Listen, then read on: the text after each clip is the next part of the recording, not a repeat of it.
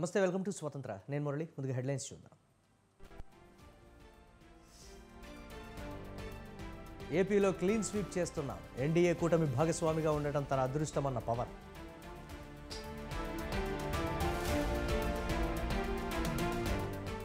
తెలంగాణలో 12 స్థానాల్లో బీజేపీ విజయం సాధించబోతోంది. గెలుపుపై డీకే అరుణ ధీమా.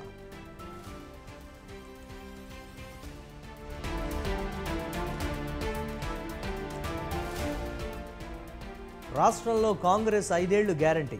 బీజేపీ ఎన్ని జిమ్మికులు చేసినా చేసేదేమీ లేదన్న జగ్గారెడ్డి.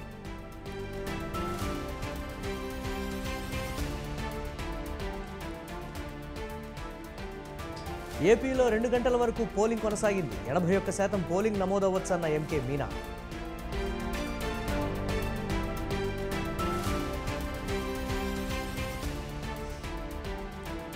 ఢిల్లీ లిక్కర్ కేసులో కవిత జ్యుడిషియల్ కస్టడీ పొడిగింపు.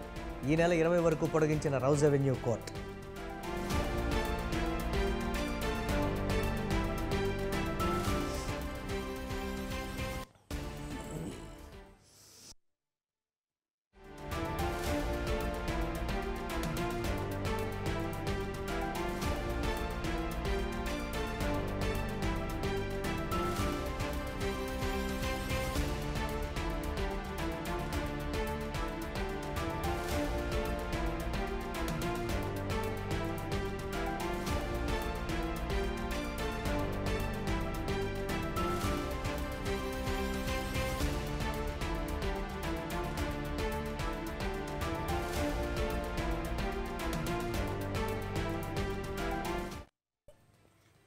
ఢిల్లీ మద్యం కేసులో బీఆర్ఎస్ ఎమ్మెల్సీ కవిత జ్యుడిషియల్ కస్టడీని మే 20 వరకు రౌజ్ అవెన్యూ ప్రత్యేక కోర్టు పొడిగించింది.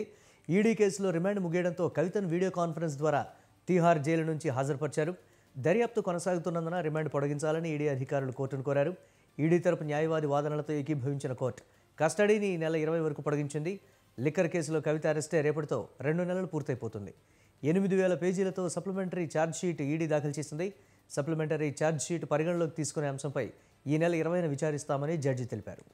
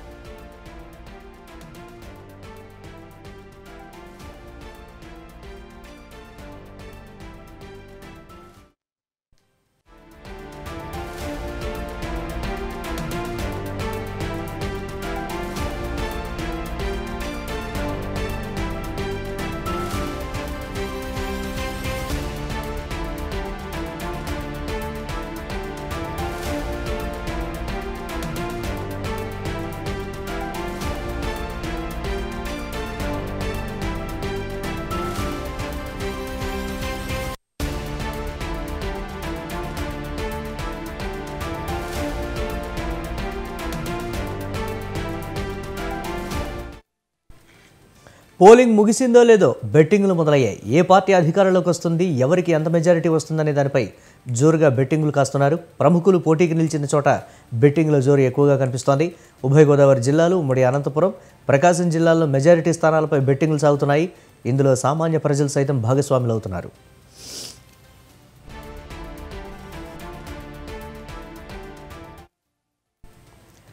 పోలింగ్ నుంచి ఫలితాలు విడుదలకు చాలా గ్యాప్ ఉంది. దీంతో బాండ్ పేపర్లపై సంతకాలు చేసుకుంటున్నారు. మధ్యవర్తికి 2.5 లక్షలు ఇచ్చేలా ఒప్పందాలు చేసుకుంటున్నారు. బెట్టింగ్లో నగదు, ల్యాండ్, వాహనాలను సైతం పెడుతున్నారు. గెలిచిన వారికి నగదు ఇచ్చేలా అగ్రిమెంట్లు చేసుకుంటున్నారు.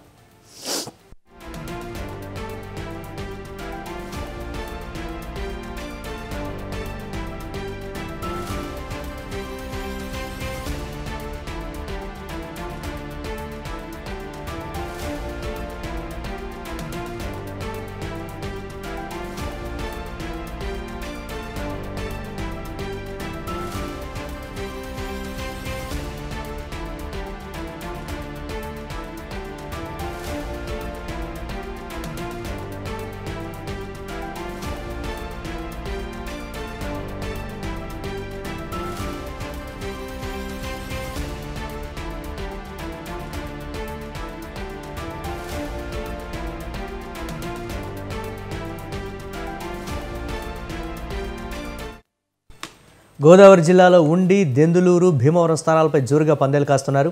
నరసాపురం పార్లమెంటు, ఏలూరు పార్లమెంటు స్థానాలపై బెట్టింగులు సాగుతున్నాయి.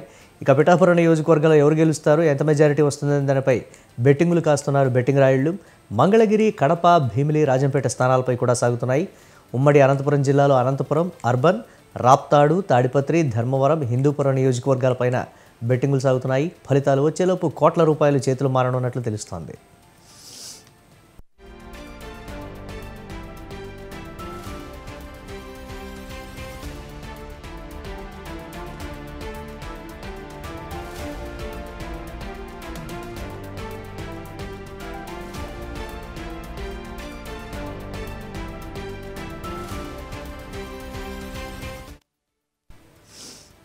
ఎన్నికల ఫలితాలపై బెట్టింగ్ రాయుళ్లు జోరు పెంచారు. దీనిపై మరిన్ని అప్డేట్స్ మా కరెస్పాండెంట్ వీరాస్వామి మరిన్ని అప్డేట్స్ అందిస్తారు.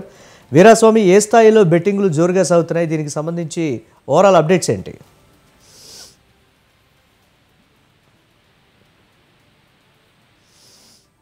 మాత్రం ఎన్నికల ప్రక్రియ పూర్తయింది. అభ్యర్థులు కూడా ప్రచారం చేశారు. ఓట్ల ప్రక్రియ పూర్తయిన తర్వాత మాత్రం వెలుగులోకి కొత్తగా బెట్టింగ్ రాయలు వచ్చారని చెప్పుకోవాలి. ప్రధాన హోటల్లో, అదేవిధంగా చూసుకున్నట్టు మాత్రం సుదూర ప్రాంతాలైన డాబాల్లో కూడా ఈ బెట్టింగ్ కూడా నిర్వహణ జరుగుతుంది. తాడికొండకు సంబంధించి మాజీ హోంమంత్రి సుచరిత, అదేవిధంగా చూసుకుంటే గుంటూరు వెస్ట్ కు సంబంధించి కూడా మంత్రి విడుదల రజని, దీంతో పాటుగా చూసుకున్నట్టు మాత్రం మంగళగిరిలో మాజీ ముఖ్యమంత్రి చంద్రబాబు నాయుడు కుమారుడు లోకేష్ మీద కూడా దాదాపు బెట్టింగ్ వస్తున్న పరిస్థితి నెలకొంది. 1-5, 1-6, 1-8 ఇచ్చే విధంగా మాత్రం ఈ బండింగ్ దాదాపు కోట్ల రూపాయల్లో మాత్రం బెట్టింగ్ నిర్వహిస్తున్నారు. దీని మీద కూడా చూసుకున్నట్టు మాత్రం గత రాత్రి ఏదైతే ఉందో పోలింగ్ ప్రక్రియ పూర్తయిన తర్వాత కూడా ఈ రోజు ఉదయం నుంచి కూడా తెల్లవారుజాము నుంచి కూడా ఈ బెట్టింగ్ కి పాల్పడుతున్నారని చెప్పి తెలుస్తోంది. దీనికి సంబంధించి కూడా కసరత్తు కూడా జరుగుతుందని చెప్పుకోవాల్సిన పరిస్థితి నెలకొంది. సీఎం జగన్మోహన్ రెడ్డి, అదేవిధంగా చూసుకున్నట్టు మాత్రం ఒకవైపు నుంచి పిఠాపురం సంబంధించి కూడా పవన్ కళ్యాణ్, అదేవిధంగా చూసుకున్నట్టు మాత్రం లోకేష్ బాబు వీళ్ళ మీద నిన్నటి వరకు పందెం కాసినట్టు తెలుస్తుంది. దీనికి సంబంధించి కూడా ఈ ముగ్గురు మీద కూడా ఉమ్మడి గుంటూరు జిల్లాలో కూడా జోరుగా బెట్టింగ్ రాయలు పందెం కాస్తున్నారు. దీనికి సంబంధించి కూడా పోలీసులు కూడా ఒకవైపు నుంచి కూడా దర్యాప్తు చేస్తున్న పరిస్థితి నెలకొంది. దీని వైపు చూసుకున్నట్టు మాత్రం వీళ్ళందరూ గెలుస్తారా, ఎంత మెజార్టీతో గెలుస్తారు, ఎంతమంది ఎన్ని ఓట్లు వస్తాయి అని చెప్పేసి దాని మీద కూడా బెట్టింగ్ నిర్వహిస్తుంది. ఒకవైపు నుంచి ఇదైతే రెండో వైపు నుంచి చూసుకున్నట్టు మాత్రం ఎంత మెజార్టీ తోటి అభ్యర్థి మీద గెలుపు సాధించే విషయంగా మాత్రం అడుగులు ముందుకు వేస్తారు. ఏ నియోజకవర్గంలో, ఏ మండలంలో కూడా ఎక్కువగా ఓట్ల ప్రక్రియ పెరుగుతుంది, ఎక్కడ ఓట్లు ఎక్కువ వస్తాయి అని చెప్పేసి పోలింగ్ శాతం పెరిగింది. కాబట్టి దీనికి సంబంధించి కూడా బెట్టింగ్ రాయలు మాత్రం కొత్త బంధాలను కూడా ఉపయోగించినట్టు తెలుస్తుంది. తనకున్న ఏదైతే ఉందో మీడియేటర్స్ ఎవరైతే ఉన్నారో ఈ బెట్టింగ్ ఆచే వేళలో కూడా కొంతమంది మీడియేటర్స్ కూడా ఈ బెట్టింగ్ లో కూడా పాల్పడినట్టు తెలుస్తుంది. మీడియేటర్స్ కూడా తన ప్రభావం చూసేసి దాదాపు 10% కమిషన్ తీసుకున్నట్లు తెలుస్తుంది. దీనికి సంబంధించి కూడా ఈ 3 చోట్ల మాత్రం భారీగా బెట్టింగ్ నిర్వహిస్తున్నా, భారీగా చేతులు మారుతున్నాయని చెప్పుకోవాల్సిన పరిస్థితి నెలకొంది. దీని మీద కూడా ఏదైతుందో ఈ బెట్టింగ్ నిర్వహణకు సంబంధించి కూడా ఏదైతుందో ఆయా పార్టీలు నిన్నటి వరకు ఏ పార్టీకి గెలుస్తుంది, ఏ పార్టీ ఓడిపోతుంది అని చెప్పేసి ఆ దిశగా ప్రయత్నాలు చేశారు. కానీ ఎంత మెజార్టీతో గెలుస్తుంది, ఎంత మెజార్టీ తోటి వెళుతుంది, ఎంత మెజార్టీ తోటి విజయం సాధించే అవకాశాలు ఉన్నాయని చెప్పేసి నిర్వహణ జరుగుతుంది. దీనికి సంబంధించి కూడా ఏదైతే ఉందో ఇప్పుడు పూర్తిగా కసరత్తు జరుగుతుంది. ఒకవైపు నుంచి పోలీసు యంత్రాంగం కూడా హోటల్స్ కూడా ఏదైతే ఉందో వాటి కూడా గాలింపుగా దాని మీద కూడా సోదాలు నిర్వహిస్తున్న పరిస్థితి నెలకొంది. వీటన్నింటినీ చూసుకున్నట్లయితే 3 చోట్ల మాత్రం ఉమ్మడి గుంటూరు జిల్లాలో భారీగా బెట్టింగ్ జరుగుతుందన్న తెలుస్తుంది. Vijay, right thanks for updates Veeraswamy.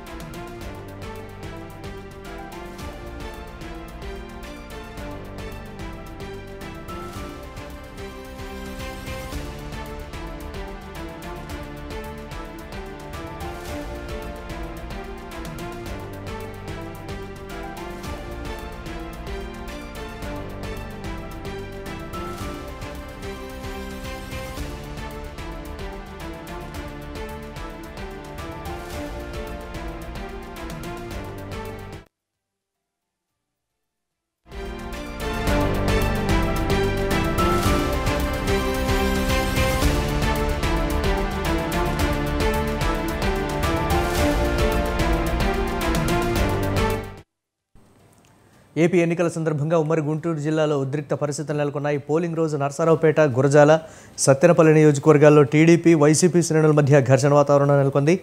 Narasaraopet Mallamma సెంటర్లో టీడీపీ నేత వాహనాన్ని నడి రోడ్డుపై వైసీపీ నేతలు తగులబెట్టారు. ఉమ్మడి గుంటూరు జిల్లాలో పోలింగ్ ముగిసిన తర్వాత కూడా హింసాత్మక ఘటనలు జరగడం ఇప్పుడు చర్చనీయాంశంగా మారింది. పోలీసులు తనను గృహ నిర్బంధం చేశారని వైసీపీ అభ్యర్థి గోపిరెడ్డి శ్రీనివాసరెడ్డి ఆరోపించారు.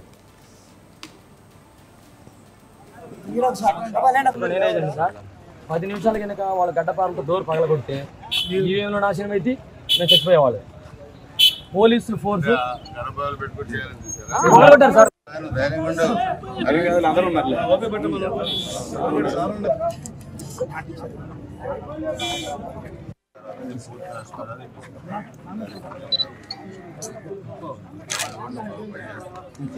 ఏం కనబడుతుంది?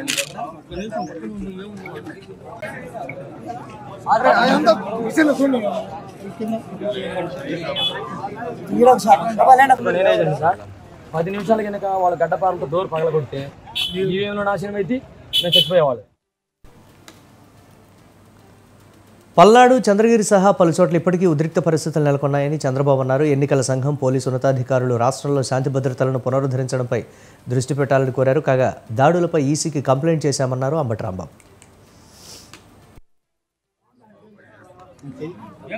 6 బూతుల్లో ఆ విలేజ్ కూడా వారికి ఇచ్చాను. 6 బూతుల్లో ఓటింగ్ నేను వెళ్తాను, స్లిప్ తీసుకుంటాను. అక్కడ ఒక ఆయన నుంచుంటాడు, ఆ స్లిప్ 2 తీసుకోమంటాడు, ఆయనే నొక్కుతాడు. మీరు నొక్కామని వెళ్ళిపోమంటారు. వచ్చేసారు. ఇలా 6 బూతుల్లో జరిగాయి. దౌర్జన్యం చేసి జరిపారు. అక్కడ పీఓలు, పోలింగ్ ఆఫీసర్స్ రిపోర్ట్లో మాత్రం గోడ్డండి రాస్తారు. భయపడి రాయొచ్చు, అమ్ముడు పోయి రాయొచ్చు. వాతావరణం ఎందుకంటే భయం. పీఓ అంటే ఆఫ్టర్ ఆఫీసర్.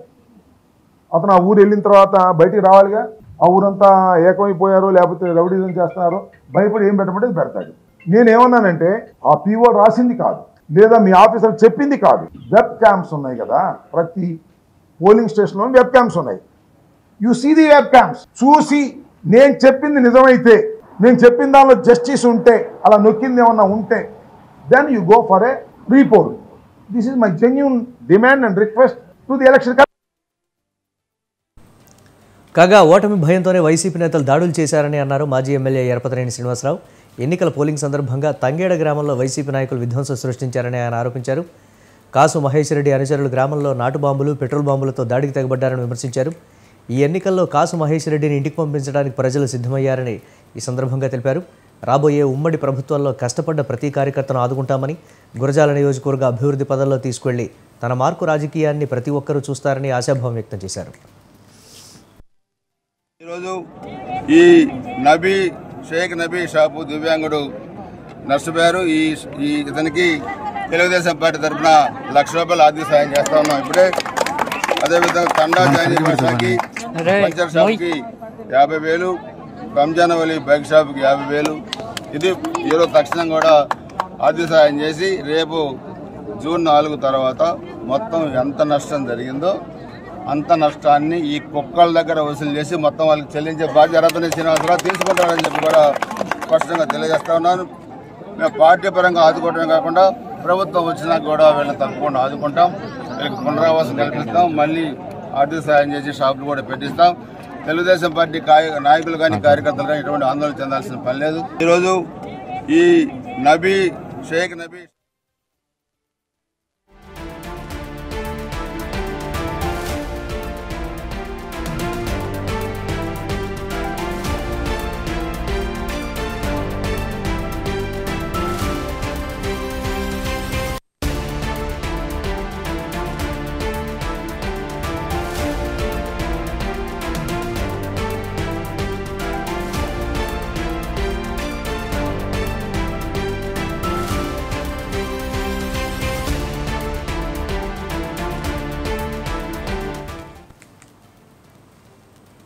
పోలింగ్ కేంద్రంలో ఓటరుపై దాడికి పాల్పడిన ఘటనలో తెనాలి ఎమ్మెల్యే అన్నాబత్తుని శివకుమార్పై పోలీసులు కేసు నమోదు చేశారు. బాధితుడు గొట్టిముక్కల సుధాకర్ కంప్లైంట్తో పోలీసులు ఎఫ్ఐఆర్ నమోదు చేశారు. ఎమ్మెల్యేతో పాటు మరో 7గురు తనపై దాడి చేసినట్లు సుధాకర్ తన కంప్లైంట్లో పేర్కొన్నారు.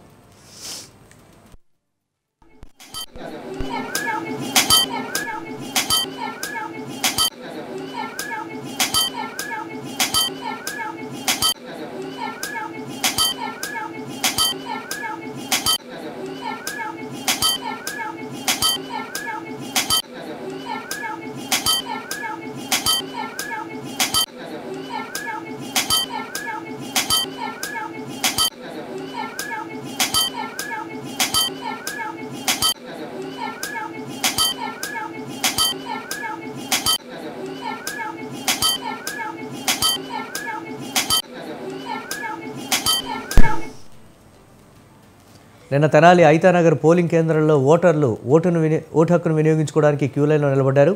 అదే సమయంలో వైసీపీ ఎమ్మెల్యే శివకుమార్ దంపతులు ఓటును వినియోగించుకునేందుకు పోలింగ్ కేంద్రానికి చేరుకొని నేరుగా పోలింగ్ బూత్లోకి వెళ్తుండగా గొట్టిముక్కల సుధాకర్ అనే ఓటర్ అభ్యంతరం వ్యక్తం చేశాడు.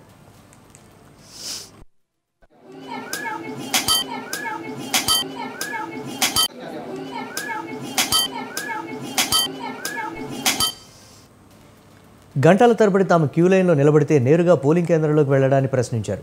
ఎమ్మెల్యే ఓటు వేసి వచ్చిన తర్వాత గొట్టిముక్కల సుధాకర్ చెంపపై కొట్టడంతో బాధితుడు కూడా ఎమ్మెల్యే చెంపపై కొట్టాడు. రెచ్చిపోయిన ఎమ్మెల్యే అనుచరులు బాధితుడిపై మూకుమ్మడి దాడి చేయడంతో తీవ్రంగా గాయపడ్డాడు.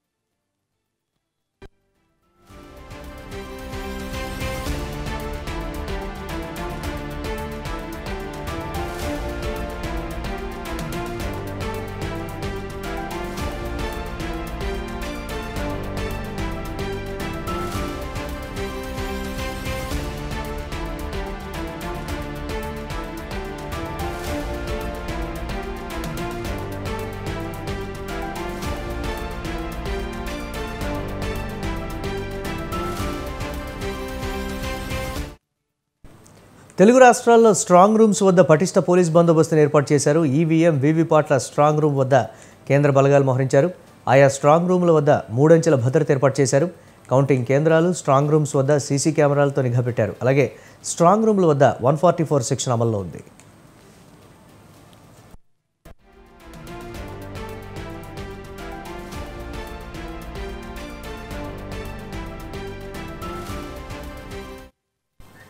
ఇక స్ట్రాంగ్ రూమ్ల వద్ద నుంచి మరిన్ని అప్డేట్స్ మా కరెస్పాండెంట్ ప్రదీప్ లైవ్ ద్వారా అందిస్తారు. Over to you Pradeep.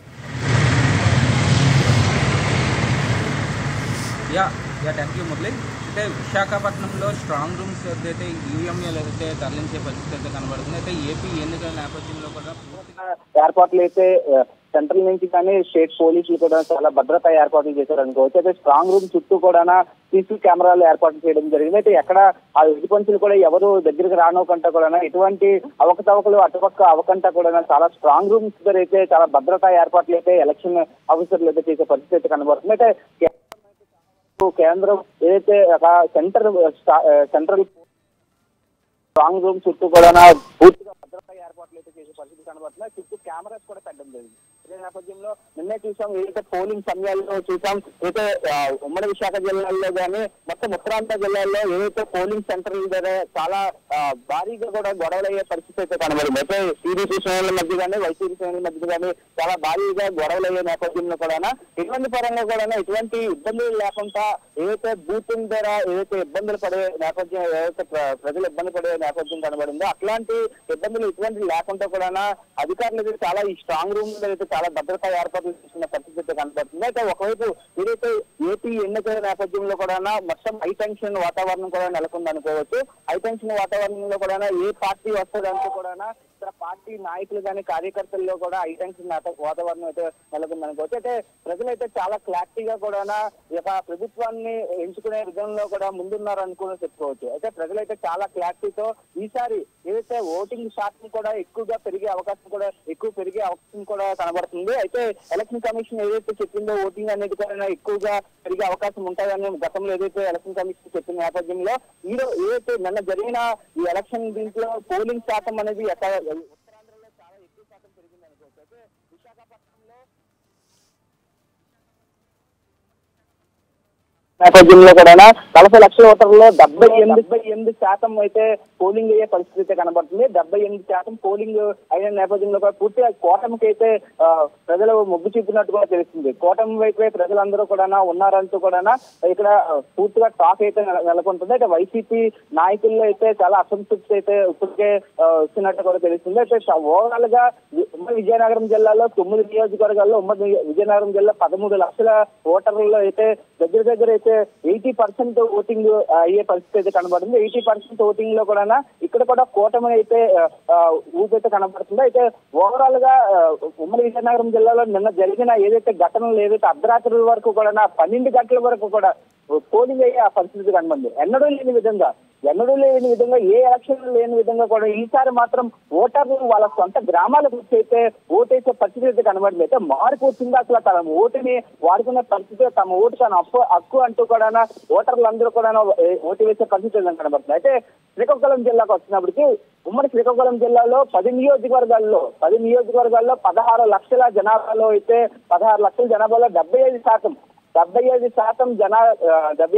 Polling అయితే అయ్యే పరిస్థితి కనబడుతుంది. ఇక్కడ కూడా కూటమి వైసీపీ కూడా ఓరావోరీగా పరిస్థితి కనబడుతుంది. అయితే ఓవరాల్ గా ఉత్తరాంధ్ర ప్రజలు ఈసారి కూటమి వైపు మొగ్గు చూపినట్టు కూడా తెలుస్తుంది. అయితే ఇప్పటికే తెలుస్తుంది అసలు వైసీపీ శ్రేణులు మొత్తం కూడా నిరాశ కూడా ఉన్న పరిస్థితి అయితే కనబడుతుందంటూ కూడా ప్రజలైతే చెప్తున్నారు. అయితే పూర్తిగా ఏదైతే ఈ పోలింగ్ అయిన నేపథ్యంలో ఈ పోలింగ్ లో కూడా క్లారిటీ అయితే రిజల్ట్ అయితే తెలిసిపోయే పరిస్థితి అయితే కనబడుతుంది. అయితే ప్రజల్లోని వ్యతిరేకత ఎందుకు వచ్చింది, అసలు ఇటువంటి పరంగా ఈ ఓటింగ్ అనేది శాతం పెరిగే అవకాశం ఉన్నది కాబట్టి ఈ పెరిగే అవకాశంలో ఏదైతే ఏ పార్టీకి ఓటింగ్ పడే అవకాశం ఎక్కువగా కనబడుతుందంటూ కూడా ఇంకా ఈ వేవ్ అయితే తెలిసిపోయే పరిస్థితి అయితే కనబడుతుంది. అట్లాగే ఏదైతే ఉమ్మడి విశాఖపట్నం జిల్లాలో అయితే నిన్నైతే టీడీపీ గానీ వైసీపీ గానీ కుర్చీలతో కొట్టుకునే పరిస్థితి అయితే కనబడింది. కుర్చీలతో కొట్టుకొని కూడా చాలా వరకు ఒక విశ్వాసంతో అక్కడైతే చేసే పరిస్థితి అయితే కనబడింది. జనాలు కూడా భయపడే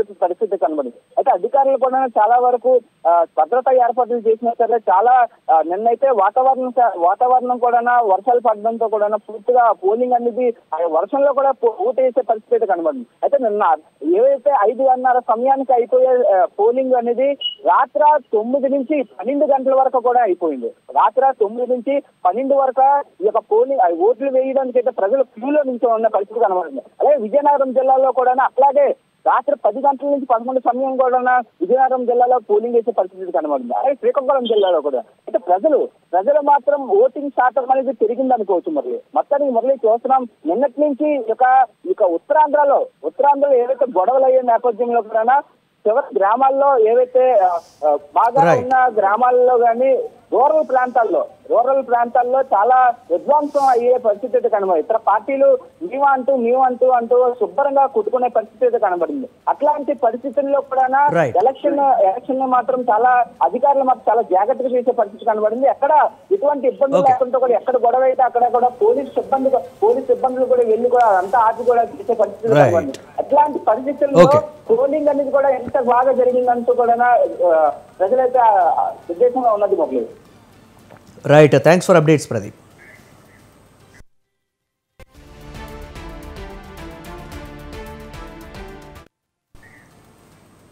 ఇవి ఇప్పటివరకు అప్డేట్స్. కీప్ వాచింగ్ స్వతంత్ర.